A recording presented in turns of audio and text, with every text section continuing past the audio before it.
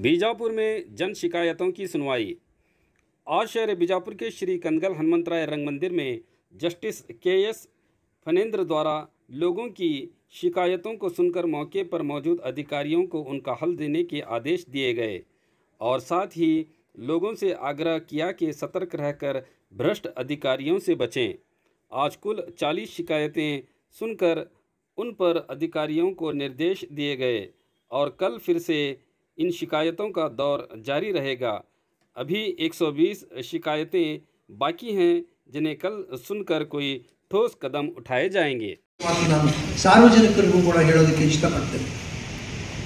ಜನ ಅಂದ್ಕೊಂಡಿದ್ದಾರೆ ಲೋಕಾಯುಕ್ತ ಸಂಸ್ಥೆ ಅಂತಂದ್ರೆ ಏನು ಬೇಕಾದ್ರೂ ಮಾಡ್ಬೋದು, ಎಲ್ಲ ಇದು ಪವರ್ಸು ಇದೆ, ಏನು ಬೇಕಾದ್ರೂ ಮಾಡ್ಬೋದು, ಏನು ಬೇಕಾದ್ರೂ ರಕ್ಷಣೆ ಕೊಡ್ಬೋದು ಅಂತ, ಎಲ್ಲ ಥರದ ಅರ್ಜಿಗಳನ್ನು ಕೊಡ್ಬೋದು.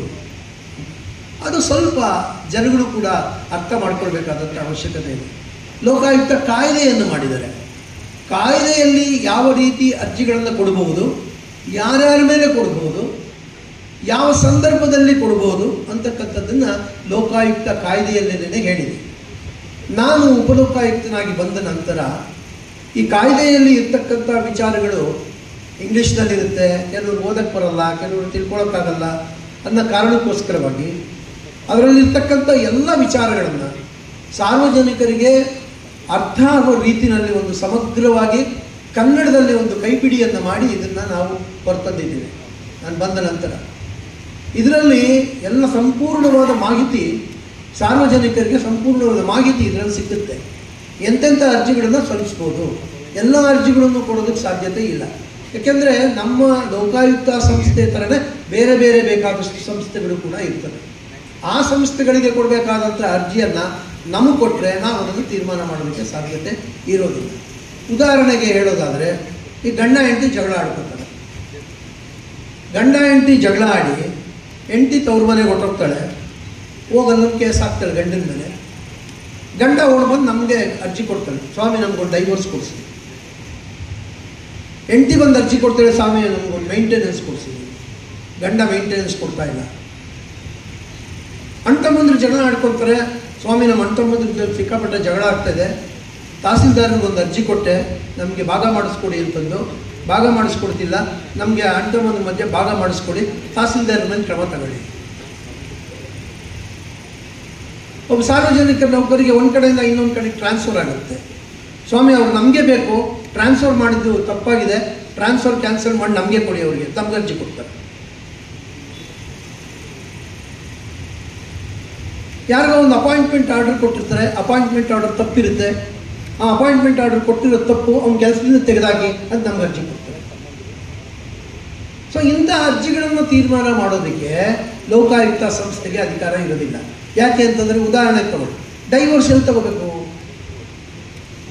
ಡೈವೋರ್ಸ್ ಕೊಡೋದಕ್ಕೆ ಯಾರಿಗೂ ಅಧಿಕಾರ ಇಲ್ಲ. ಕೋರ್ಟಿಗೆ ಬಿಟ್ಟರೆ ಕೋರ್ಟಿಗೆ ಅರ್ಜಿ ಹಾಕಬೇಕು, ಕೋರ್ಟಲ್ಲದೇ ಅದು ತೀರ್ಮಾನ ಆಗಿ ಡೈವೋರ್ಸ್ ಕೊಡಬೇಕು. ಅಣ್ತಮ್ಮಂದ್ರೆ ಭಾಗಾಂಶ ಹೇಗಾಗಬೇಕು? ಅಣ್ತಮ್ಮಂದ್ರೆಲ್ಲ ಒಪ್ಕೊಂಡು ರಿಜಿಸ್ಟರ್ಡ್ ನೋಂದಾಯಿತ ಪತ್ರದ ಮುಖಾಂತರವಾಗಿ ಭಾಗ ಮಾಡ್ಕೋಬೋದು. ಅಥವಾ ನ್ಯಾಯಾಲಯಕ್ಕೆ ನನಗೆ ಭಾಗ ಕೊಡ್ತಾ ಇಲ್ಲ, ಇವರು ರಾಜಿ ಮಾಡ್ಕೊಳ್ಳೋಕ್ಕೂ ಬರ್ತಾ ಇಲ್ಲ, ನೋಂದಾವಣೆ ಮಾಡೋದಕ್ಕೂ ಬರ್ತಾ ಇಲ್ಲ, ಅದಕ್ಕೋಸ್ಕರ ನನ್ನ ಭಾಗ ನನಗೆ ಕೊಡಿಸ್ಕೊಡಿ ಅಂತಂದು ನ್ಯಾಯಾಲಯಕ್ಕೆ ಅರ್ಜಿ ಸಲ್ಲಿಸ್ಕೋಬೇಕು. ಒಬ್ಬನ ಟ್ರಾನ್ಸ್ಫರ್ ಮಾಡಿಬಿಟ್ಟಿದ್ದಾರೆ, ತಪ್ಪಾಗಿದೆ, ಎಲ್ಲಿಗೆ ಹೋಗಬೇಕು?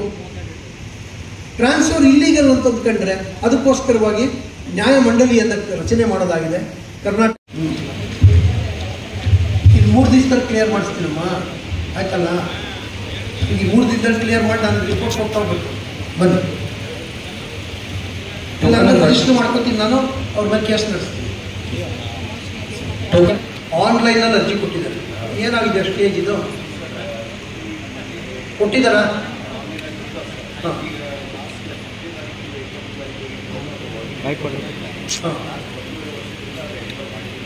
ಓಕೆ. ಇದೇನಿದು ಸ್ಟೇಜ್ ಕೊಟ್ಟಿದ್ದಾರೆ. ಓಕೆ,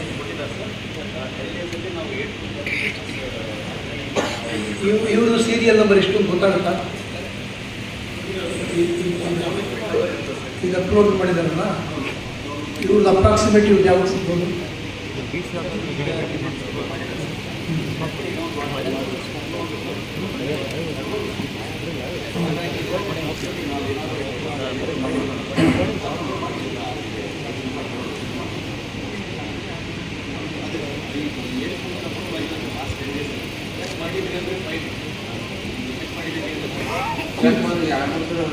ಅಲ್ಲಲ್ಲ, ಅವ್ರಿಗೆ ಗೊತ್ತಾಗಿರಲ್ಲ ಇದೆ, ಅವ್ರಿಗೆ ಎಲ್ಲಿಗೆ ಹೋಗಿ ಚೆಕ್ ಮಾಡ್ತಾರೆ ಪಾಪ. ಆನ್ಲೈನ್ ಮಾಡೋದಕ್ಕೂ ಅವ್ರಿಗೆ ಬರಲ್ಲ, ಯಾರ ಕಡೆ ಮಾಡಿಸಿರ್ತಾರೆ ಪಾಪ. ಅವ್ರಿಗೆ ಓದು ಬರ್ತಿರಲ್ಲ, ಏನಿರಲ್ಲ. ನೀವು ಒಂದು ಕೆಲಸ ಮಾಡಿ, ನಾನು ಇದನ್ನು ರಿಜಿಸ್ಟರ್ ಮಾಡ್ಕೊತೀನಿ, ಮಾಡಿಕೊಂಡು ನನಗೆ ನೀವು ಇಂಟಿಮೇಷನ್ ಕೊಡಿ, ಏನು ಅಪ್ರಾಕ್ಸಿಮೇಟ್ಲಿ ಅವ್ರು ಆಗಿದೆಯಾ ಅಥವಾ ಎಷ್ಟು ದಿನದಲ್ಲಿ ಆಗುತ್ತೆ ಅಂತಂದು. ನಾನು ಇದು ನೋಟ್ ಮಾಡ್ಕೊಂಡಿರ್ತೀನಿ, ಅವ್ರಿಗೊಂದು ಕಾಪಿ ಕೊಡ್ತೀನಿ. ಅವ್ರ ಆಫೀಸ್ಗೆ ಹೋಗಿ, ನೀವು ಅವ್ರ ಆಫೀಸ್ಗೆ ಹೋಗಿ ಕಾಣಿ, ಆಗಿದ್ದರೆ ಆಗುತ್ತೆ ಅಂತ ಮಾಡ್ತಾರೆ. ಈಗ ಅವ್ರ ಕೈನಲ್ಲಿರಲ್ಲ, ಅದು ಕಂಪ್ಯೂಟರ್ ಮಾಡಬೇಕದು. ಅದು ಮಾಡಿಸ್ಕೊಳ್ಳಿ.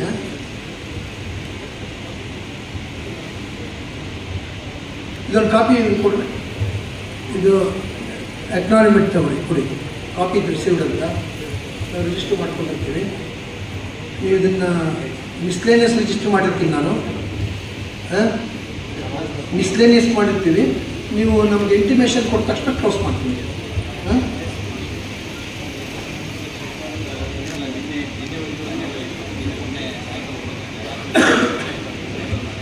ಆಗಿಲ್ವಾ?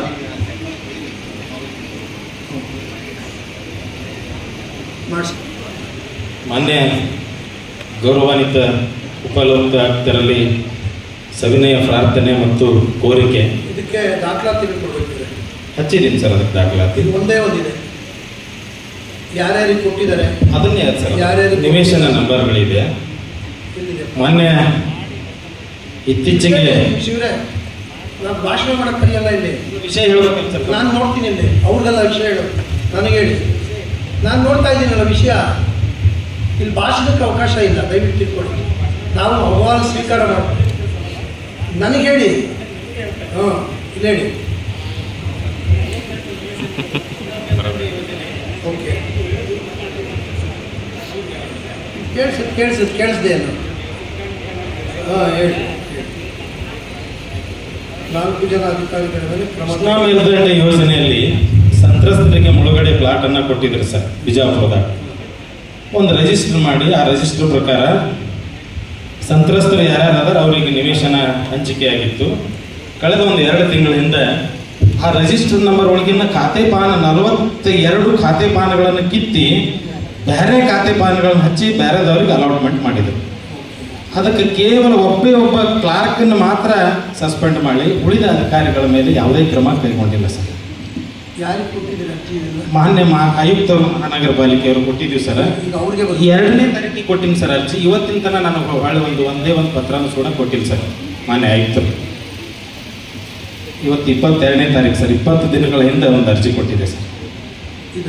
ಕಾಪಿ ಹಚ್ಚಿದ್ದೀರಾ? ಹಚ್ಚಿದ್ದೀನಿ ಸರ್.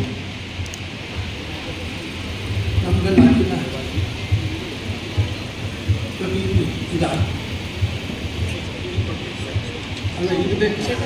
ಅವರು ಅಕ್ನಾಲಜ್ಮೆಂಟ್ ಕೊಟ್ಟಿದ್ದಾರಲ್ಲ, ಇದೊಂದು ಜೆರಾಕ್ಸ್ ಮಾಡಿಸಿದೆ. ಇಲ್ಲೇ ಇದೆಯಾ? ಅಲ್ಲ, ಜೆರಾಕ್ಸ್ ಇದೆಯಾ? ಇದು ನನಗೆ ಕೊಡು ಒಂದು ಜೆರಾಕ್ಸ್. ಇಲ್ಲೇ ಒಂದು ಜೆರಾಕ್ಸ್ ಮಾಡಿ ಕೊಡೋಣ, ಇದಕ್ಕೆ ಅಟ್ಯಾಚ್ ಮಾಡಿ. ಇದ್ರದ್ದೊಂದು ಕಾಪಿ.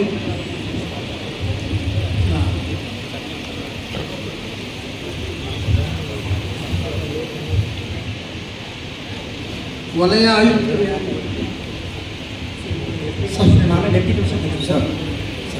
ವಲಯ ಆಯುಕ್ತರು ಮಹಾನಗರ ಪಾಲಿಕೆ ವಿಜಯಪುರ. ಮತ್ತು ಜೈನಾಪುರ 2 ಪ್ರದೇಶ ಸರ್. ಡ್ಯಾಮಿನ ಈ ಆಲ್ಮಟ್ಟಿಯಿಂದ ನೀರಿನಿಂದ ನಿರಾಸಿಲ್ಲ. ಇದೇನಂದರೆ is making allegations against several officer. ಹೌದು ಸರ್. ಅದಕ್ಕೋಸ್ಕರವಾಗಿ ಇಟ್ ರಿಕ್ವೈರ್ಸ್ ಇನ್ವೆಸ್ಟಿಗೇಷನ್. ಸರ್, ಒಬ್ಬನೇ ವ್ಯಕ್ತಿ ರಾತ್ರಿ ಬಂದು ಅದನ್ನು ಚೇಂಜ್ ಮಾಡಿ ನಾವು ಹಿಡಿದು ಅವನು ಸಸ್ಪೆಂಡ್ ಮಾಡೀನಿ. ಈಗ ಒಬ್ಬ ವ್ಯಕ್ತಿ ಮೇಲೆ ಯಾಕೆ ಮಾಡ್ತಾರೆ? ಬೇರೆ ಯಾರು ಕೈ ಮಾಡಿಲ್ಲ, ಅವನ ಕಡೆ ರೆಕಾರ್ಡ್ ತೊಗೊಂಡಿಲ್ಲ. ಅದನ್ನು ಒಂದು ಇನ್ವೆಸ್ಟಿಗೇಷನ್ ಮಾಡಬೇಕಲ್ಲಪ್ಪ. ಇನ್ವೆಸ್ಟಿಗೇಷನ್ ಮಾಡಬೇಕು, ಹಂಗೆ ಮಾಡೋದಲ್ಲ. ಹಾಗೆ ಸರ್, ಅವ್ರ ಕಡೆ ಹೇಳಿಕೆನೂ ತುಂಬಿದ್ದೀವಿ ಸರ್, ರೆಕಾರ್ಡ್ ಅವ್ರ ಹತ್ರ ತೊಗೊಂಡಿದ್ದೀವಿ. ಅವ್ರು ಹೇಳೋದೇನು ಅಂದರೆ, ನಿಮ್ಗೆ ಯಾರು ಬೇಕೋ ಅವರಿಗೆ ಸಸ್ಪೆನ್ಷನ್ ಮಾಡಿದರೆ ಯಾರು ಬೇಕೋ ಅವ್ರನ್ನ ಬಿಡ್ತೀರಾ. ಅದಾಗಬಾರ್ದು. ನಾನು I will get it investigated to our Lokayukta police. ಇನ್ನೇನಾದ್ರು ಬೇರೆ ಯಾವ್ದಾದ್ರು ಕೈವಾಡ ಇದೆ ಅಂತ ಮಾಡ್ತಾರೆ. ಇಲ್ಲ ಅಂದ್ರೆ ಒಂದು ರಿಪೋರ್ಟ್ ತಗೊಂಡು ಕ್ಲೋಸ್ ಮಾಡ್ತೀರಿ. ಇಲ್ಲ ಅಂದ್ರೆ ಲೋಕಾಯುಕ್ತ ಪೊಲೀಸ್ನವ್ರು ಏನು ರಿಪೋರ್ಟ್ ಕೊಡ್ತಾರೋ ಅದ್ರ ಮೇಲೆ ಪ್ರೊಸೀಡ್ ಮಾಡೋದು. Let him investigate. ಇದು ರಿಜಿಸ್ಟರ್ ಮಾಡ್ತೀವಿ. ಇಲ್ಲಿ ಕೊಡ್ರಿ ನೀವು ಯಾರಪ್ಪ? ಇದು ಶರಣ ಸಬರತ್. ನೀವು ಫಾರ್ಮ್ ಉಪನಿರ್ದೇಶಕರು ಖಜಾನೆ, ಬನ್ನಿ. ಖಜಾನೆ ಇಲಾಖೆ ಅಧಿಕಾರಿಗಳು ದಯವಿಟ್ಟು ವೇದಿಕೆಗೆ ಬರಬೇಕು. ಸರ್ ಇದಾರೆ ಏನಾದ್ರು?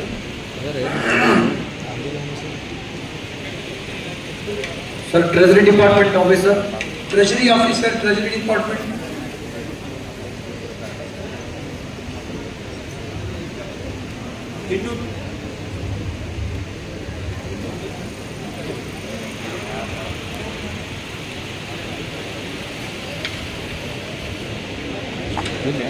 ಅಧಿಕಾರಿಗಳು ಏನಪ್ಪ ಇದು?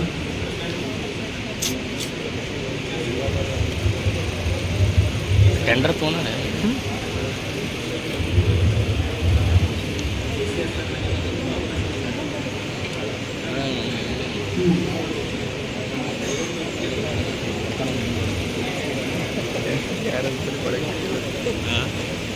ಅವರೇ ಸರ್ಕಾರಿ ನೌಕರರು ಅವ್ರ ಹೆಸರಿಗೆ ಮಾಡ್ಕೊಂಡಿದ್ರೆ ಮಾಡ್ಬೋದು. ಮಾಡೋಕ್ಕಾಗಲ್ಲ, ಅದು ಖಾಸಗಿ ಆಗುತ್ತೆ. ಖಾಸಗಿ ಆಗುತ್ತದೆ. ಮಕ್ಕಳ ಹೆಸರಲ್ಲಿ ಮಾಡಿದ್ರು ಕೂಡ ಖಾಸಗಿ ಆಗುತ್ತೆ. ಲೇಔಟ್ ಮಕ್ಕಳ ಹೆಸರಲ್ಲಿ ಇರುತ್ತೆ, ಇವ್ರ ಹೆಸರಲ್ಲಿ ಇರೋದಿಲ್ಲ. ಅದನ್ನು ನೀವು ಒಂದು ಕೆಲಸ ಅಲ್ಲಲ್ಲ ಅಂದರೆ ಹೇಳ್ತೀನಿ ಕೇಳಿ. ಇದು ಭ್ರಷ್ಟಾಚಾರ ಕಾಯ್ದೆ ಅಡಿ ಬರುತ್ತೆ, ಲೋಕಾಯುಕ್ತ ಕಾಯ್ದೆ ಅಡಿಗೆ ಬರೋದಿಲ್ಲ. ಅದಕ್ಕೆ ಲೋಕಾಯುಕ್ತ ಎಸ್ ಪಿ ರವರಿಗೆ ಇದನ್ನು ದೂರು ಕೊಡಿ. ಅದು ಭ್ರಷ್ಟಾಚಾರ ಕಾಯ್ದೆ ಅಡಿಗೆ ಬಂದರೆ ಅದರಲ್ಲಿ ಇನ್ವೆಸ್ಟಿಗೇಷನ್ ಮಾಡಿ ನೀವು FIR ರಿಜಿಸ್ಟರ್ ಮಾಡ್ಕೊಳ್ಳೋಕ್ಕಾದ್ರೆ ಮಾಡ್ಕೊಳ್ಳಿ. ಇಲ್ಲ ಅಂತಂದರೆ ಕಾನೂನು ಪ್ರಕಾರವಾಗಿ ಏನು ಕ್ರಮ ತಗೋಬೇಕು ಮಾಡಿ ಅದನ್ನು ಎಂಡಾಸ್ಮೆಂಟ್.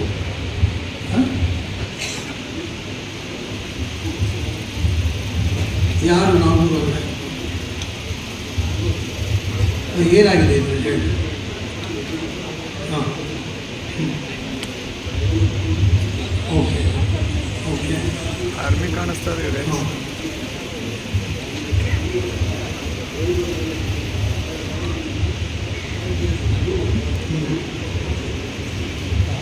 ಅಲ್ಲ ಈಗ ನಿಮಗೆ ಕೊಟ್ಟ ಮೇಲೆ ಎನ್ಕ್ರೋಚ್ಮೆಂಟ್ ಆಗಿದೆಯಾ, ಮುಂಚೆನೇ ಎನ್ಕ್ರೋಚ್ಮೆಂಟ್ ಆಗಿದೆಯಾ?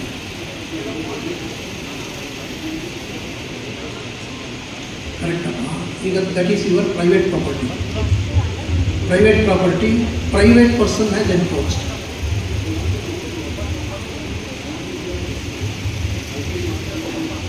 ರೋಡ್ ಎನ್ಕ್ರೋಚ್ಮೆಂಟ್ ಆಗಿದೆಯಾ? ರೋಡ್ ಎನ್ಕ್ರೋಚ್ಮೆಂಟ್ ಆಗಿದೆ. ಓಕೆ. ಈ ಫಾರ್ಮ್ ನಂಬರ್ 1 and 2 ಕೊಡಿ. ಫಾರ್ಮ್ ನಂಬರ್ 1 and 2 ಬರ್ಕೊಟ್ಟು ಯಾವ್ಯಾವ ಅಧಿಕಾರಿಗಳು ಕಾರಣಕರ್ತರು ಅಂತ ಮಾಡಬೇಕು. ಇವರು ಜಿಲ್ಲಾಧಿಕಾರಿಗಳನ್ನು ಮಾಡಿದ್ದೀರ ನೀವು. ಹಾಂ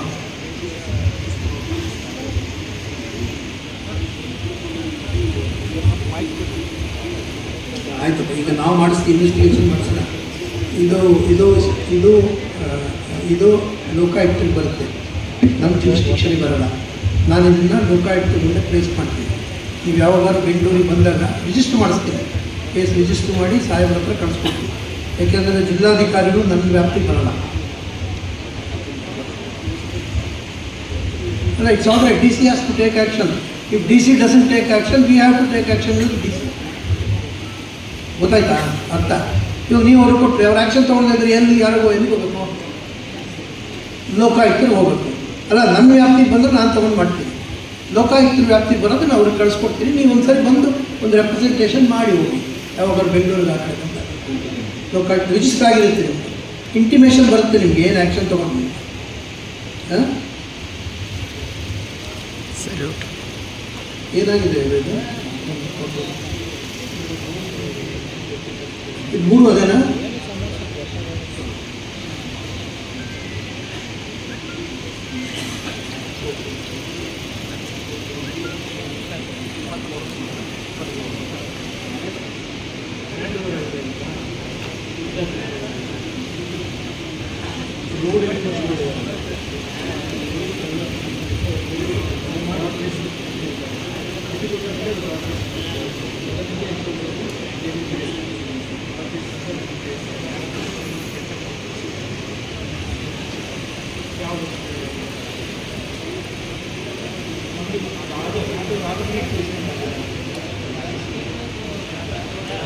ಅಲ್ಲ, ನೀವು ಅವ್ರಿಗೆ ಪಾರ್ಟಿ ಮಾಡಬೇಕಾಗಿತ್ತು. ಆಯುಕ್ತರು ಡಿ ಡಿ ಅಂದ್ರೇನು ಮಾಡಿದರೆ ಅವ್ರಿಗೆ ಪಾರ್ಟಿ ಮಾಡಿದ್ದಾರೆ.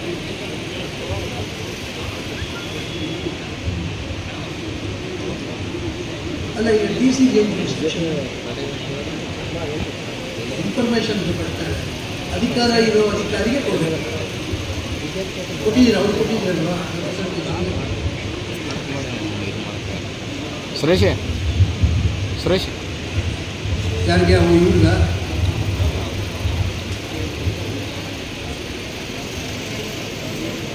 ಇದರ sir ಬೋರಣ್ಣವ್ರು sir.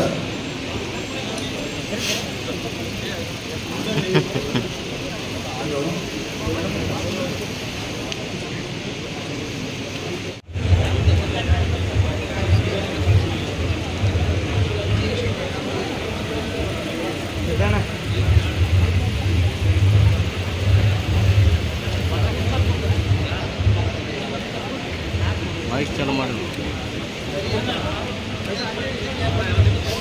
Mic mic mic mic ಆಗಿತ್ತಲ್ಲ.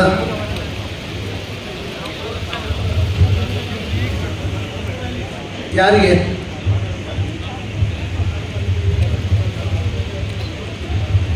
ಬೇಡ, ಮಹಾನಗರ ಪಾಲಿಕೆಯವರು ಯಾರಿದ್ದಾರೆ? ರೋಡ್ ಎನ್ಫೋರ್ಸ್ಮೆಂಟ್ಗೆ ಅರ್ಜಿ ಕೊಟ್ಟಿದ್ದಾರಂತಲ್ಲಪ್ಪ, ತಕ್ಷಣ ಹೋಗಿ ರೋಡ್ ಯಾರ್ದು? ನಿಮ್ಮದದು. It is for the public benefit. ನೀವು ಅದನ್ನು ಅರ್ಜಿ ಕೊಟ್ಟರು ಸುಮ್ಮನೆ ತಳಕಾಕೊಂಡು ಕೂತ್ಕೊಂಡ್ರೆ ಹೆಂಗೆ? ಅದು ಎನ್ಕ್ರೋಚ್ಮೆಂಟ್ ರಿಮೂವ್ ಮಾಡಬೇಕು. ಯಾರದೇನು ಕೇಳಬೇಕು? ರಸ್ತೆ ಎನ್ಕ್ರೋಚ್ಮೆಂಟ್ ಯಾವನಿದ್ರು ಆಚೆಗೆ ಹೋಗಿ ರಸ್ತೆ ಎನ್ಕ್ರೋಚ್ಮೆಂಟ್ ರಿಮೂವ್ ಮಾಡಬೇಕು. ಕಾನೂನಲ್ಲಿ ಅಧಿಕಾರ ಇದೆ, ಗೊತ್ತಾಯ್ತಾ? ರಸ್ತೆ ಒಳಗೆ ಯಾರು ಬರೋಕ್ಕಾಗುತ್ತಾ? ರಿಜಿಸ್ಟರ್ ಮಾಡ್ಬೇಕು. ನಿಮ್ಮ ಹೆಸರೇನು? ಮಹಾವೀರ್ ಮೋರಣ್ಣ. ಅವ್ರು ಪಾರ್ಟಿ ಮಾಡಬೇಕು.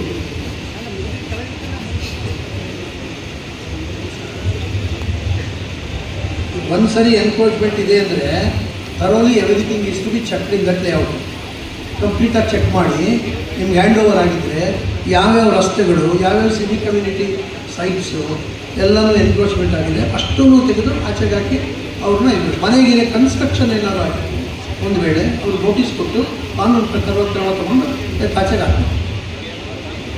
ಗೊತ್ತಾಯ್ತಾ? ಇದು ಫಾರ್ಮ್ ನಂಬರ್ 1 and 2 ಮಾಡಿಕೊಡಿ. ಅದರಲ್ಲಿ ಸ್ಪೆಸಿಫಿಕ್ ಇವರೆಲ್ಲ ಯಾರು ಬೇಡ, ಈಗ ಅವರೆಲ್ಲ ಹ್ಯಾಂಡ್ ಓವರ್ ಮಾಡಿಬಿಟ್ಟಿದ್ದಾರೆ ಪಾಪ.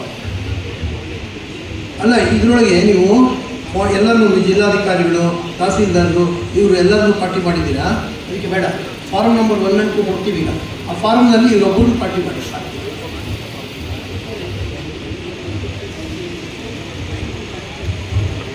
ಅದಕ್ಕೆ ಕೊಟ್ರಪ್ಪ, ಅವ್ರ ಮೇಲೆ ಆ್ಯಕ್ಷನ್ ತೊಗೋತೀವಿ. ಈಗ ಅವ್ರ ಮೇಲೆ ಆ್ಯಕ್ಷನ್ ತೊಗೊಂಡಿದ್ದಾಗ ನಮ್ಗೆ ಕೊಡ್ತಿರೋದು ಅದು. ಒಟ್ಟು ಲೋಕಾಯುಕ್ತರಿಗೆ ಬರುತ್ತೆ, ನೀವು ಬಂದು ಲೋಕಾಯುಕ್ತರಿಗೆ ಕಾಣುತ್ತೆ. ನಮ್ಮ ಜೂರಿಸ್ಡಿಕ್ಷನ್ಗೆ ಬರೋದಿಲ್ಲ.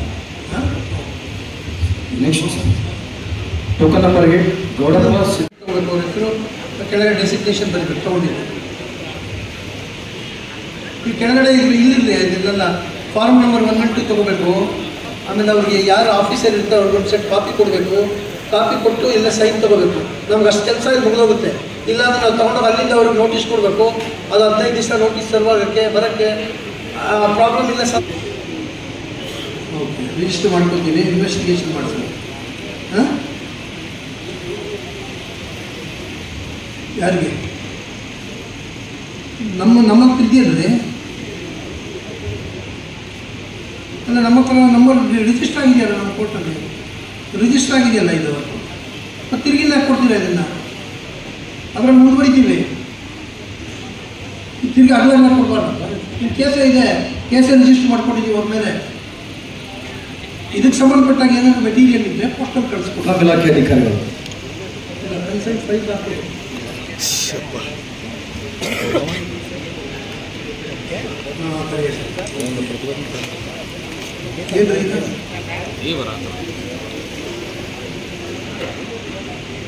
ನಿರಂತರ ಜ್ಯೋತಿ ಕೊಟ್ಟಿಲ್ಲ, ಅರ್ಜಿ ಕೊಟ್ಟಿದ್ದ. ಅರ್ಜಿ ಕೊಟ್ಟಿದ್ದೀರಿ ನೋಡಿ, ಫಸ್ಟ್ ಅವ್ರಿಗೆ ಕೊಡೋದು. ಅವರು ಹಂಗಲ್ಲ, ಯಾವ ಅಧಿಕಾರಿ ಕೊಡಬೇಕು ಅಧಿಕಾರ ಇದೆ ಫಸ್ಟ್ ಅವ್ರು ಅರ್ಜಿ ಕೊಡಬೇಕು. ಅವ್ರು ಕೊಡದೇ ನನ್ನ ಹತ್ರ ಬರೋದು. ಫಸ್ಟು ಇದನ್ನು ಯಾರು ಎಸ್ತಾರ ಇದು ನೋಡ್ರಿ, ಅರ್ಜಿ ನಿಮಗೆ ಕೊಟ್ಬಿಡ್ತೀನಿ ನಾನು, ಗೊತ್ತಾಯ್ತಾ? ಇಲ್ಲಾಂದ್ರೆ ಒಂದು ಕೆಲಸ ಮಾಡಿರಿ, ಇದು ನನ್ನ ಹೆಸರು ಇದನ್ನು ತೆಗೆದುಬಿಟ್ಟು ಅವ್ರ ಹೆಸರು ಒಂದು ಟೈಪ್ ಮಾಡಿಸಿ ಒಂದು ಅರ್ಜಿ ಕೊಡ್ತಾರೆ. ಹಾಂ, ಇಲ್ಲೇ ನಾನೇ ರೆಫರ್ ಮಾಡ್ಬಿಡ್ತೀನಿ. ಹಾಂ,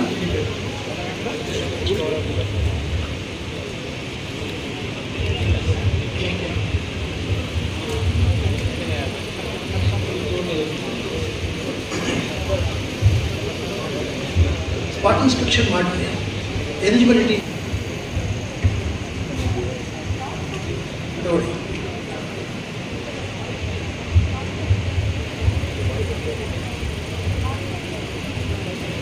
ಇದು ವೆರಿಫಿಕೇಷನ್ ಇದೆಯಲ್ಲ, ಇದೆಯಾ ಒಳಗೆ ವೆರಿಫಿಕೇಷನ್ ಇದೆಯಾ?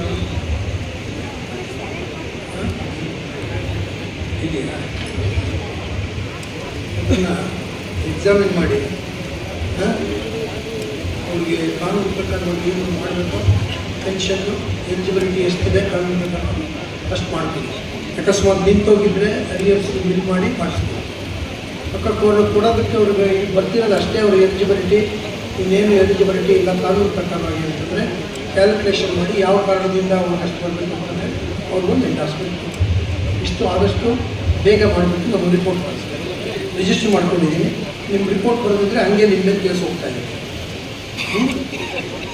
Okay, token number 10. ಅಲ್ಲ, ಈಗಾಗಲೇ ಅವ್ರು ಕೊಟ್ಟಿರೋದ್ರಿಂದ ಈಗ ನೀವು ಟೆನ್ಷನ್ ಬರ್ತಾ ಇಲ್ವಮ್ಮ ಈಗ? ಹಾಂ ನೋಡಿ, ಶಿ ಈಸ್ ಆಲ್ರೆಡಿ ರಿಸೀವ್ಡ್. ಅದಕ್ಕೆ ಪ್ರಸ್ತಾವನೆ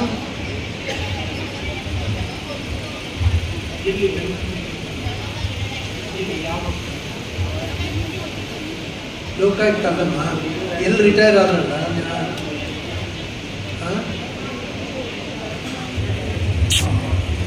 ಎಲ್ಲೇ ಕಾಣ್ತಾ ಇಲ್ಲ.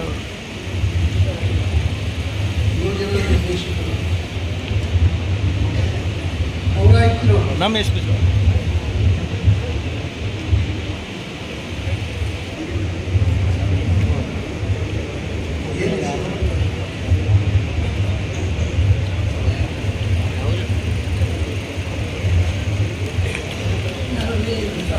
ಪಬ್ಲಿಕ್ ಯಾರು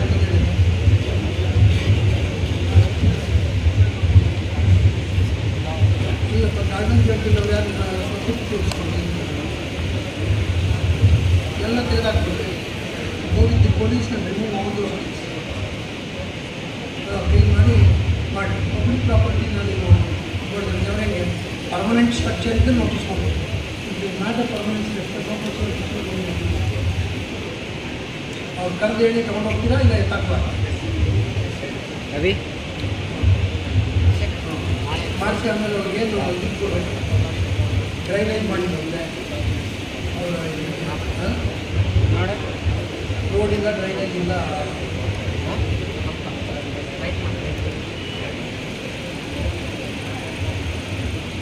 ಮತ್ತೆ ಎಷ್ಟು ಬೇಕಾಗುತ್ತೋ ಅಷ್ಟು ಏಕದಮ್ ನಿಮ್ಮದು ಅವ 1 ವರ್ಷ ಅಲ್ಲ, ಈಗ 5 ವರ್ಷ ಆದರೂ ಕರ್ಕೊಂಡು ಈಗ ಯಾವಾಗ ಟರ್ಮ್ ಬರುತ್ತೆ ಅವಾಗ ಮಾಡ್ತಾರೆ.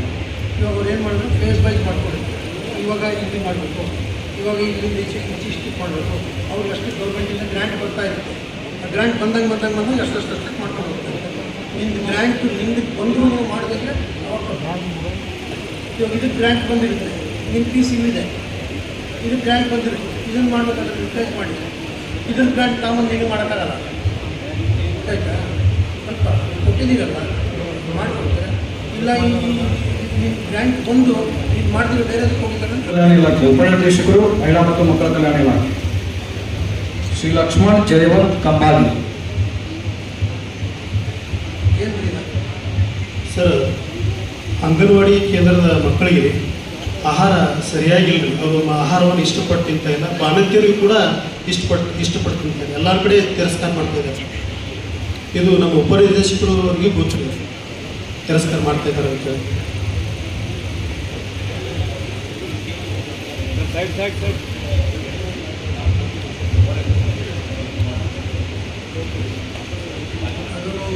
ಪಾಲಿಸಿ ಮಾಡಬೇಕು, ಅವ್ರ ಕೈನಲ್ಲಿರೋಲ್ಲ. ಹೌದು ಸರ್. ಸರ್ಕಾರ ಕ್ರಮ ತಗೋಬೇಕು. ಹಾಂ ಯಾರು MLA ಯಾರಿದೆ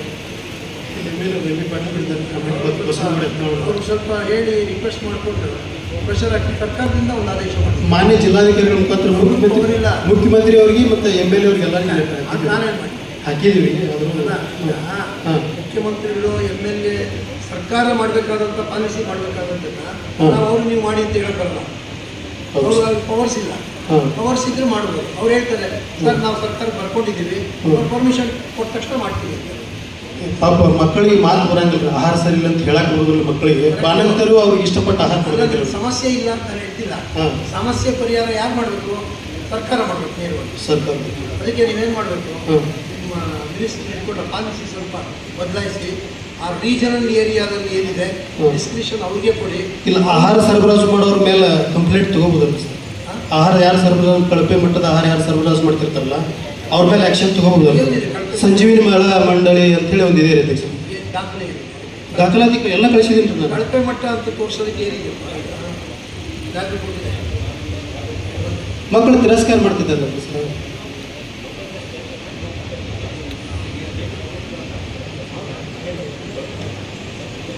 ಇಡೀ ರಾಜ್ಯದಲ್ಲಿ 3 ಮಹಿಳಾ ಮಂಡಳಿದವ್ರಿ. ಮತ್ತೆ ಹಂಗಾಗಿದೆ, ಅದನ್ನ ನಾವು ಹೆಂಗೆ ಪರ್ಯಾಯ ವ್ಯವಸ್ಥೆ ಕೇಳ್ತಾ ಇದ್ದೀವಿ. ಹೇಳ್ತಿರೋದು ಅದೇನೇ, ಅದು ಕಳಪೆ ಅಲ್ಲ, ಅದು ಕಳಪೆ ಅಲ್ಲ, ವ್ಯತ್ಯಾಸ ಆಗಿರೋದು. ಹೌದು. ಅಂದ್ರೆ ನಿಮ್ಮ ಏರಿಯಾಗೆ ಏನು ಫುಡ್ ಕೊಡಬೇಕು ಅದು ಕೊಡೋದು, ಬೇರೆ ಏರಿಯಾಗೆ ಸಂಬಂಧಪಟ್ಟಂತ ಫುಡ್ ಕಾಮನ್ ಆಗಿ ಎಲ್ಲದಕ್ಕೂ ಪ್ರಿಸ್ಕ್ರೈಬ್ ಮಾಡಿದ್ರೆ ಅದಕ್ಕೆ ಕೊಟ್ಬಿಡ್ತಾರೆ. ಅವಾಗ ಹುಡುಗರು ತಿನ್ನಕ್ಕಾಗಲ್ಲ. ಹೌದೌದು, ಹಂಗಾಗಿದೆ. ಕರೆಕ್ಟ್, ಅವ್ರು ಹೇಳ್ತಿರೋದು ಕರೆಕ್ಟ್, ನೀವು ಹೇಳ್ತಿರೋದು ಕರೆಕ್ಟ್. ಹೌದು ಸರ್, ಹೌದು. ಅದಕ್ಕೋಸ್ಕರ ನೀವೇನು ಮಾಡಬೇಕು ಅಂದ್ರೆ ಈಗ ಪರಿಹಾರ ಒಂದು ಸ್ವಲ್ಪ ಹೇಳ್ತಾರೆ. ಅದೇ ನಾನು ಹೇಳ್ತಾ ಇರೋದು, ನಿಮ್ಮ ಮಿನಿಸ್ಟ್ರು, ನಿಮ್ಮ MLA ಇಟ್ಕೊಂಡು ಈ ಪಾಲಿಸಿ ಬದಲಾವಣೆ ಸರ್ಕಾರ. ಇವಾಗ ಉಡುಪಿ, ಮಂಗಳೂರು ಅಲ್ಲಿ ಕೂಡ ಫುಡ್, ಈ ಬಿಜಾಪುರ, ಧಾರವಾಡ, ಗುಲ್ಬರ್ಗ ಇಲ್ಲಿ ಕೂಡ ಫುಡ್ ವ್ಯತ್ಯಾಸ ಇದೆ. ಇಲ್ಲಿ ಏರಿಯಾದ ಇಲ್ಲಿ ಕೊಡಬೇಕು, ಅಲ್ಲಿ ಏರಿಯಾದ ಅಲ್ಲಿ ಕೊಡಬೇಕು. ಅದಕ್ಕೆ ಸರ್ಕಾರ ಹೇಳ್ಬೇಕು, ನೀವೇ ಮಾಡ್ಕೊಡಿ, ಅದು ಜೀವನ ನಮ್ಮ ತನಕ ತರಬೇಡಿ. ಸರ್ಕಾರ ಆಯಾ ಹೆಡ್ ಇರ್ತಾರಲ್ಲ ಅಲ್ಲಿ ಯೂನಿಟೆಕ್ಸ್ ಅವ್ರಿಗೆ ಪರ್ಮಿಷನ್ ಕೊಟ್ಟರೆ ಇವರೇ ಬದಲಾವಣೆ ಮಾಡ್ತಾರೆ. ಅದು ಮೊದಲು 2023 ಡಿಸೆಂಬರ್ಗಿಂತ ಪೂರ್ವೊಳಗೆ ಹಂಗೆ ಐತ್ರಿ. DC ಅವ್ರ ಅಧ್ಯಕ್ಷರು ಇರ್ತಿದ್ರು, ಇಲ್ಲೇ ಆಹಾರ ಏನು ಬೇಕಂತೇಳಿ ಅದಕ್ಕೆ ಮಕ್ಕಳಿಗೆ ಕೊಡ್ತಿದ್ರು. ಈಗ ಅದು ಮೇಲಿಂದ ಬರುತ್ತಿಲ್ಲ, ಈಗ ಬಿಟ್ಟಿದ್ರಿ. ಈಗ ಸ್ಟೇಟ್ ಲೆವೆಲ್ ಕಾಮನ್ ಮಾಡಿಬಿಟ್ಟಿದ್ದಾರೆ. ಹೌದು ಸರ್. ಸ್ಟೇಟ್ ಲೆವೆಲ್ನಲ್ಲೇ ಈ 3 ಮಹಿಳಾ ಮಂಡಳಿಗಳು ಎಲ್ಲರೂ ಹಿಂಗೆ ಮಾಡಾಕತ್ತಾರೆ ಸರ್. ಹರಿಹರೇಶ್ವರ, ಸಂಜೀವಿನಿ ಮತ್ತು ರೇಣುಕಾದೇವಿ ಅಂತ ಕೆಲಸ ಮಾಡಿ. ಸ್ವಲ್ಪ ಮಿನಿಸ್ಟ್ರಿಗೆ ಮಿನಿಸ್ಟ್ರಿ ಚೆನ್ನಾಗಿ ನಡೀತಿರ್ಬೋದು, ಕಡೆ ಚೆನ್ನಾಗಿ ನಡೀತಿರ್ಬೋದು, ಎಲ್ಲಿ ಚೆನ್ನಾಗಿ ನಡೀತಾ ಇಲ್ಲ ಅದನ್ನ ಐಡೆಂಟಿಫೈ ಮಾಡಿ ಅಲ್ಲಿ ಯಾರು ಅದನ್ನ ಮುಖ್ಯ ನೋಡ್ಕೊಂಡು ಅವ್ರನ್ನ ಪಾರ್ಟಿ ಮಾಡಬೇಕು, ಅವ್ರ ಮೇಲೆ ಇಂತಿಂತ ಅಲಿಗೇಷನ್ ಮಾಡಬೇಕು, ಅದಕ್ಕೆ ಸರಿಯಾಗಿ ದಾಖಲೆ ಕೊಡಬೇಕು. ಈಗ ಲೋಕಾಯುಕ್ತ ಕೊಟ್ಟರೆ ನಡೀತೆ ಎಲ್ಲ ದಾಖಲೆಗಳಲ್ಲಿ. ಈಗ ಈಗ ಈಗ ದಾಖಲೆಗಳೆಲ್ಲ ತಮಗೆ ನಾವು ತಂದು ಕೊಟ್ಟರೆ ನಡೀತೀವಿ ಸರ್. ಪಾರ್ಟಿ ಮಾಡ್ಬೇಕು. ಅವ್ರು ಯಾವ ಸ್ಕೂಲ್ ಅಂತ ಜನರಲ್ ಆಗಿ ಮಾಡಿದ್ರೆ ಇಡೀ ಕರ್ನಾಟಕದಲ್ಲಿ ಇರೋದೆಲ್ಲ ಚೆಕ್ ಮಾಡಿದ್ರೆ ಮಾಡೋವಾಗ ಯಾವ ಸ್ಕೂಲ್ ಆ ಹೆಡ್ ಮಾಸ್ಟರ್ ಪಾರ್ಟಿ ಮಾಡಿ ಇದರಲ್ಲಿ ನಾವು ಬರೀಬೇಕಾಗಿತ್ತು. ಅದಕ್ಕೆ ಫಾರಂ ನಂಬರ್. ಮತ್ತು ಸರ್ ಇನ್ನೊಂದು MG NRG ಒಳಗೆ ಹೆಚ್ಚು ಎಲ್ಲ ಕಡೆ ನಾವು ಸಾಕಷ್ಟು ಹಲವಾರು ಪಂಚಾಯತಿಗೆ ಕಂಪ್ಲೇಂಟ್ ಕೊಟ್ಟಿದ್ದೀವಿ. ಎಲ್ಲ ಮಿಕ್ಸಪ್ ಮಾಡ್ತೀರಾ ನೀವು ಎಲ್ಲ. ನೀವು ಹೆಂಗೆ ಅಂದ್ರೆ ನಿಮ್ಮದು ಇಡೀ ದೇಶ ಉದ್ಧಾರ ಮಾಡ್ಬಿಡಿ ಒಂದೇ ಸರಿ ಅಂತ ಹಂಗಾಗಲ್ಲ. ಒಂದೊಂದೇ ಮಾಡ್ಕೊಂಡು ಹೋಗ್ತಾ ದೇಶ ಉದ್ಧಾರ ಆಗುತ್ತೆ. ಇಲ್ಲ ಹರ್ನಾಳ ಗ್ರಾಮ ಪಂಚಾಯತ್ ಹೇಳೋದಲ್ಲಪ್ಪ ನೀನು. ಹೇಳಿ ನಾನು ಹೇಳೋದು ಮಾತಾಡೋಕ್ಕೆ ಬಿಡುವ, ನೀನು ಮಾತಾಡ್ತಿದ್ದೀನಿ. ಹೇಳಿ ಸರ್. ನಿಮ್ಮ ಜನಗಳು ಮೆಚ್ಚಪ್ಪ ಸರ್ ಆಗುವಂಥ ಸಮಸ್ಯೆಗಳನ್ನು ಹೇಳೋದು ಕೇಳೋದು ಗೊತ್ತಾಯ್ತಾ? ದೇಶ ಉದ್ಧಾರ ಆಗಬೇಕು ಅಂತಂದರೆ ಒಂದೊಂದೇ ಮಾಡ್ಕೊಂಡು ಎಲ್ಲೆಲ್ಲಿ ಕೆಟ್ಟಿದೆ ಅಲ್ಲಿ ಸರಿಪಡಿಸ್ಕೊಂಡು ಮಾಡ್ತಾ ಬರಬೇಕು. ಅದು ಎಲ್ಲಿ ಕೆಟ್ಟಿದೆ ಅನ್ನೋ ಸ್ಪೆಸಿಫಿಕ್ ಆಗಿ ನಮ್ಗೆ ಕೊಡ್ತಾ ಹೋಗ್ಬೇಕು. ಇಡೀ ದೇಶನ ಒಂದೇ ಸಾರಿ ಮಾಡ್ಬಿಟ್ಟಿದ್ರೆ ಹೆಂಗೆ ಮಾಡೋಣ? ಅದಕ್ಕೆ ನಿಮ್ಮ ಸಲಹೆಯನ್ನು ನಾವು ಕೇಳೋದು ಬಂದಿದ್ದೀವಿ ಸರ್. ಅದಕ್ಕೆ ಸಲಹೆ ಕೊಡ್ತಾ ನೀವು ಸೂಕ್ತವಾದ ಸಲಹೆ ಕೊಟ್ಟರೆ ಮುಂದಿನ ನಿಮ್ಮ ಮಾರ್ಗದರ್ಶನದೊಳಗೆ ನಡೆಯೋದಕ್ಕೆ ನಾವು ಕರೆಕ್ಟ್. ಯಾಕಂದ್ರೆ ನೀವು ಮಾತಾಡ್ತಿರ್ಬೇಕಾದ್ರೆ ನಮ್ಮ ಭಾಳ ಕಳಕಳಿ ಬಾರಿ ಅದೇ ಸಲಹೆ ಕೊಡ್ತಿರೋದು. ಅದಕ್ಕೆ ಇವಾಗ ನಿಮ್ಮ ಒಂದು 10 ಮುರಾರ್ಜಿ ಸ್ಕೂಲ್ ಇದೆ ತಿಳ್ಕೊಳ್ಳೋಣ. 5 ಮುರಾರ್ಜಿ ಸ್ಕೂಲ್ ಚೆನ್ನಾಗಿ ನಡೀತಾ ಇದೆ, ಬೇಡ ಅವ್ರಿಗೆ ತೊಂದರೆ ಕೊಡೋದು ಬೇಡ, ಚೆನ್ನಾಗಿ ನಡೀತಿರೋದು ಬಿಟ್ಬಿಡಿ. ಯಾವ ಚೆನ್ನಾಗಿ ನಡೀತಾ ಇಲ್ಲ, ಯಾವ ಮುರಾರ್ಜಿ ಸ್ಕೂಲ್ ಚೆನ್ನಾಗಿ ನಡೀತಾ ಇಲ್ಲ, ಅದ್ರದ್ದು ಯಾರು ಮುಖ್ಯಸ್ಥರು, ಏನೇನು ಚೆನ್ನಾಗಿ ನಡೀತಾ ಇಲ್ಲ ಅದನ್ನೆಲ್ಲ ಡೀಟೇಲ್ಸ್, ಅದಕ್ಕೆ ಸಂಬಂಧಪಟ್ಟಿದ್ದೇನಾದ್ರು ದಾಖಲೆ ದಾಖಲೆ ಅಷ್ಟು ಹಾಕಿ ಕಂಪ್ಲೇಂಟ್ ಕೊಡಿ. ನಾವು ನಮ್ಮ ಸಂಸ್ಥೆಯಿಂದ ಇನ್ವೆಸ್ಟಿಗೇಷನ್ ಮಾಡಿಸ್ತೀವಿ. महानगर पालिका का है कर ले ಈಗ ಒಂದು ಕೆಲಸ ಮಾಡ್ತೀವಿ, ಏನೋ ಒಂದು ಆರ್ಡರ್ ಮಾಡಿ ರಾಹುಲ್ ಇವರು ಅರ್ಜಿ ಕೊಡ್ತಾರೆ. ನೋಡ್ರಿ ಒಂದು ಈ ದೌಡಿ ಮುಗಿದ್ರಿಂದ ನೀವು ಅವ್ರ ಮೇಲೆ ಕ್ರಮ ತಗೊಳ್ಬೇಕು ಅಂತ ಅರ್ಜಿ ಕರೆಕ್ಟಾ? ನೀವು ಅದನ್ನು ಪರಿಶೀಲನೆ ಮಾಡಿ ಅಲ್ಲ ಮುಂದಿದೆಯಾ ಕಾನೂನು ಪ್ರಕಾರ ವಾಪಸ್ ತಗೋಬೇಕಾ ಇಲ್ಲ ಅವ್ರಿಗೆ ಮಾರಾಟ ಮಾಡಬೇಕಾ ಅಥವಾ ಇನ್ನೇ ಕಾನೂನು ಪ್ರಕಾರವಾಗಿ ಏನು ಕ್ರಮ ತಗೋಬಾರ್ದ ಏನೋ ಒಂದು ಆರ್ಡರ್ ಮಾಡಿ ಅವ್ರು ಕೊಡಬೇಕು.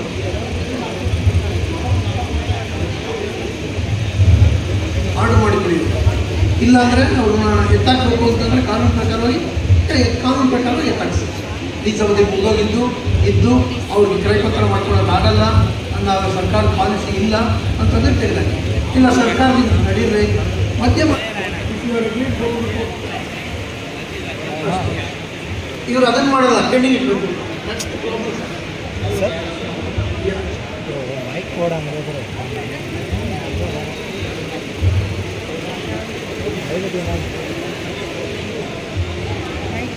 ಚೇರಾಗಿ ಕೂರ್ಸಪ್ಪ, ಆಸ್ಪತ್ರೆಗೆ ಕರ್ಕೊಂಡೋಗ್ರಿ.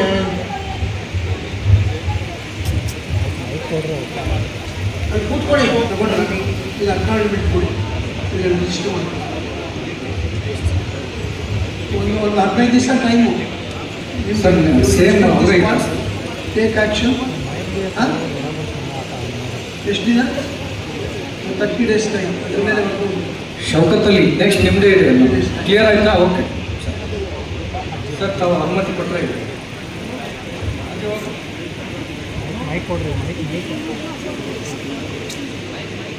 ಅಜ್ಜಿ ಕೈ ಮೈಕ್ ಕೊಡಿ ಸರ್.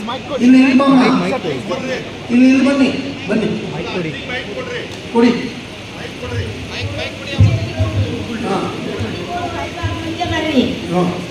ಬರೇ ಮಾರಿದ್ರಿ ಮತ್ತೊಬ್ಬರಿಗೆ ಕೌಂಟನ್ ಜಾಗ ಕೊಟ್ಟಿದ್ರು. ನನಗೆ ಹೊಲ ಮನೆ ಏನಿಲ್ಲ ನೋಡಿದ್ರು ಏನೂ ಇಲ್ಲ, ತಿಳ್ಕೊಟ್ಟಿದ್ದೀನಿ ನಾನು.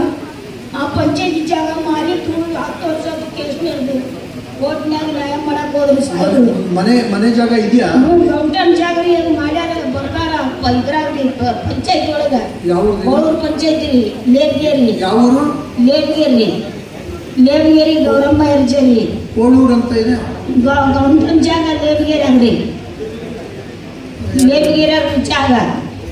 ಪಿ ಡಿ ಅವರು ಇದು ನೇಬಗೇರಿ ಪಂಚಾಯತಿ ಇಒ ಮುದ್ದೇದಾರರು ಹಾಗೆ ನೇಬಗೇರಿ ಪಂಚಾಯತಿಗೆ ಸಂಬಂಧಪಟ್ಟಿರ್ತಕ್ಕಂಥ ಪಿ ಡಿ ಅವರು ಮುತ್ತಣ್ಣವಳಿ ದಯವಿಟ್ಟು ವೇದಿಕೆಗೆ ಬರಬೇಕು. ಕರೆಸ್ತೀನಿ. ಸರ್ವೇದವ್ರು ಸುಪ್ರೇಜರಿ ಮತಭಾವಿ ಸುಳ್ಳು ಮಾಡ್ಯಾನ್ರಿ. ಕೌಂಟನ್ 40 ಮಂದಿ ನಂದೊಂದ ಮನಿ ಬೇರೆ ಐತಂತ ಮಾಡ್ಯಾರಿ, ಹೊರಗಡೆ ಐತಂತ ಕೋರ್ಟ್ ಆರ್ಡರ್ ಆಗೈತಿ. ಎಲ್ಲಿ ಆರ್ಡರ್ ಕೊಡಕ್ ತಯಾರಿಲ್ಲ, ಬರೇ ಸೊಟ್ಟಪಟ್ಟ ಅಳಿತಾರ. ಕೊಡ್ಬೇಕು, ನಾನು ಹುಡ್ಕೊಳ್ಳ ಬ್ಯಾಂಕ್ನಾಗೆ ಇದು ಅರ್ಜಿ ಕೊಟ್ಟಿದ್ದಾರೆ. ಪಿ ಡಿ ಒ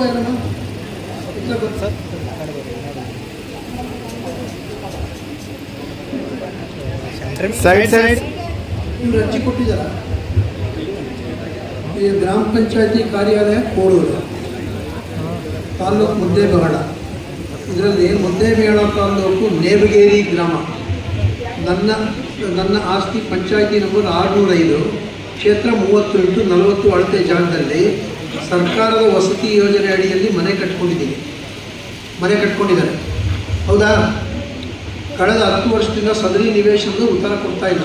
ಮನೆ ಇದೆ, ಅದರೊಳಗೆ ದಾಖಲೆ ಕೊಡ್ತಾ ಇಲ್ಲ. ನೀವು ಉತ್ತರ ಕೊಡುವಂತೆ ಧರಣಿ, ಸತ್ಯಾಗ್ರಹ, ಉಪವಾಸ ಎಲ್ಲ ಮಾಡಿದ್ರು ಕೂಡ ಏನೂ ಕೊಡ್ತಾ ಇಲ್ಲ ಅಂತ ಹೇಳ್ತಾರೆ. ಗೊತ್ತಾಯ್ತಾ? ನೀವು ಇದನ್ನು ಪರೀಕ್ಷೆ ಮಾಡಬೇಕು. ಅವ್ರ ದಾಖಲಾತಿಗಳೇನೇನಿದೆ ಸ್ವಲ್ಪ ಹೇಳಿ ಮಧ್ಯೆ ಮಾತಾಡ್ಬಾರ್ದು. ಈಗ ಒಬ್ರು ಮಾತಾಡುವಾಗ ನಾವು ಮಧ್ಯೆ ನಾನು ಹೇಳೋದು ನಿಮ್ಗೆ ಗೊತ್ತಾಗಲ್ಲ, ನೀವು ಹೇಳೋದು ನಮ್ಗೆ ಗೊತ್ತಾಗಲ್ಲ.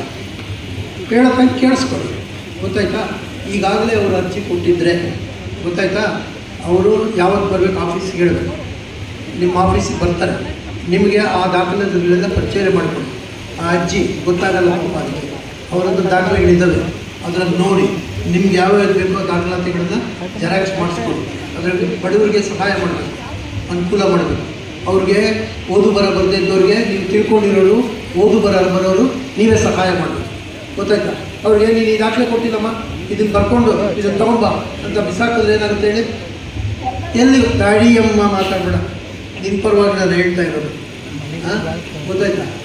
ಅಂಥವ್ರು ಬಂದಾಗ ನೀವೇನ ಎಲ್ಲ ಮಾಡಿಕೊಟ್ಟು ಕಾನೂನು ಪ್ರಕಾರ ಹಕ್ಕಿದ್ರೆ ಸಹಾಯ ಮಾಡಿ ಮಾಡ್ಕೊಳ್ಳಿ. ಗೊತ್ತಾಯ್ತಾ? You must monitor. ಗೊತ್ತಾಯ್ತಾ? Immediately you should see that if she legally entitle to immediately you should. ಗೊತ್ತಾಯ್ತಾ? ಅವ್ರ ಕಡೆ ಮಾನಿಟ್ರ್ ಮಾಡಿಸಿ ಅವ್ರು ನೀವೇ ಏನು ಬೇಕೋ ದಾಖಲಾತಿಗಳೆಲ್ಲ ಇದೆ, ಅರ್ಜಿ ಹತ್ರ ಇದ್ದಂಗಿದೆ ಎಲ್ಲ, ಎಷ್ಟೊಂದು ಇಟ್ಕೊಂಡಿದೆ ನೋಡಿ. ಅವರೆಲ್ಲ ಕಳೆಯಲ್ಲ, ವಯಸ್ಸಾದರು ಕರೆಕ್ಟಾಗಿ ಇಟ್ಟಿರ್ತಾರೆ. ಎಲ್ಲ ಫಾಲೋ ಅಪ್ ಮಾಡಿ ಅವ್ರದ್ದು ಏನಿದೆ ಲೀಗಲಾಗಿ ಏನು ಮಾಡ್ಕೊಳ್ಬೇಕು ಮಾಡಿಬಿಟ್ಟು ಪಕ್ಕ ಡಾಕ್ಯುಮೆಂಟ್ ಮಾಡಬೇಕು.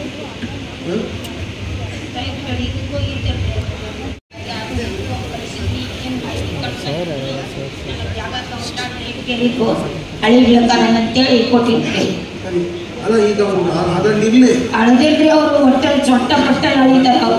ಈಗ ನಾನು ಹೇಳಿದ ಹೊಸ ಬಂದಿದ್ದಾರೆ, ಅವರೇ ಬರ್ತಾರೆ, ಬಂದು ನೀವು ಇಬ್ಬರು ಬಂದು ಇಲ್ಲಿ ಬಿಜಾಪುರಲಿಂದ ಕಳಿಸ್ಬೇಕ್ರಿ. ಅಲ್ಲಿ ಸರ್ವೇದವ್ರು ಮಾಡೋದಿಲ್ರಿ, ಅಳತೆ ಮಾಡಿ ಮಾಡ್ಕೊಡ್ತಾರೆ.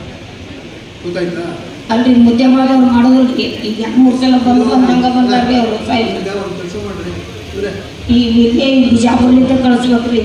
ಆಯ್ತು ಬಿಜಾಪುರಲಿಂದ ಕಳಿಸ್ರಿ. ನೀವು ಪಿ ಡಿ ಒ ಇಬ್ಬರು ಪಾರ್ಟಿ ಮಾಡಿಕೊಂಡು ಆಮೇಲೆ ಎಡಿ ಎಲ್ಲ ಇವು 3 ಜನ ಪಾರ್ಟಿ ಮಾಡಿಕೊಂಡು ಆಮೇಲೆ ಇದು ಫಾರ್ಮ್ ನಂಬರ್ 1 and 2 ತೊಗೊಂಡು ಇದೊಂದು ಜೆರಾಕ್ಸ್ ಕಡೆ ನಿಮ್ಮದು ಕೋರ್ಟ್ ಆರ್ಡರ್ ಆಗಿದೆ ಅಂದ್ರಲ್ಲ, ಅದು ಒಂದು ಜೆರಾಕ್ಸ್ ಕಾಪಿ ಕೊಡ್ತೀರಾ? ಕೊಡ್ತೀನಿ ಎಲ್ಲರೂ ಕಡೆ ಎಲ್ಲ ಕೊಟ್ಟಿದ್ದೀರಾ? ನನಗೆ ಕೊಡೋಲ್ರಿ ಅವರು. ಬರೀ 15 ಫೋಟೋ 20 ಫೋಟೋ ಮಾಡ್ತಾರೆ. ಈಗ ಪಿಡಿಯವರು ಬರೀ ರೊಕ್ಕ ಸಪ್ಲೈ ಮಾಡಿ 50,000 ರೂಪಾಯಿಗೆ ಮಾರಿದ್ರು ಅವರು. ಮಲ್ಲನಗೌಡ ಯಾರು? ಮಲ್ಲನಗೌಡ ಪೂರ್ತಿ ರೊಕ್ಕಕ್ಕೆ ಮಾರಿದ್ರಿ 50,000 ಪಿಡಿಗಳು. ಅವರಮ್ಮ ಯಾರು? ನಾನ್ರಿ ಅವರಿಬ್ಬರು ಅವ್ರು ಹೇಳಿನಿ, ಅವರೇ ಪರ್ಸನಲ್ ಆಗಿ ನೋಡಿ ಈ ದಾಖಲೆಗಳು ನಿಮ್ಮದ್ರಲ್ಲಿ ಯಾವ್ಯಾವ್ದು ಬೇಕೋ ಅವ್ರಿಗೆಲ್ಲ ತಗೊಂಡು ಕಾನೂನು ಪ್ರಕಾರ ಅವ್ರಿಗೆ ಏನು ಮಾಡ್ಕೊಡ್ಬೇಕೋ ಮಾಡ್ಕೊಡ್ತಾರೆ. ನೋಟಿಸ್ ಕೊಡ್ತಾರೆ ಇದ್ರ ಪ್ರಕಾರ. ಅವ್ರು ನೋಟಿಸ್ ಕೊಟ್ಟರೆ ಅವ್ರು ಬಂದು ಹೇಳ್ತಾರೆ ಇದು ಹಾಕಿದ್ದಾರೆ, ಏನು ಹಾಕಿದ್ದಾರೆ, ಏನು ಎತ್ತ ಅಂತ ಹೇಳ್ತಾರೆ. ಇಲ್ಲ ಅಂತಂದರೆ ಇದು ಕನ್ಕ್ಲೂಡ್ ಇದು ಆಗಬೇಕು, ಲಾಜಿಕಲಿ ಕನ್ಕ್ಲೂಡ್ ಆಗಿದೆ.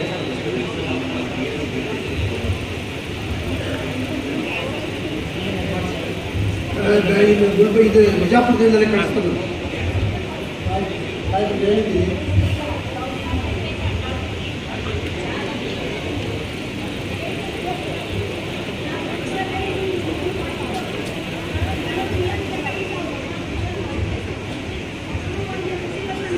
ಅಗ್ರಿ ಕಟ್ಟಲ್ಲ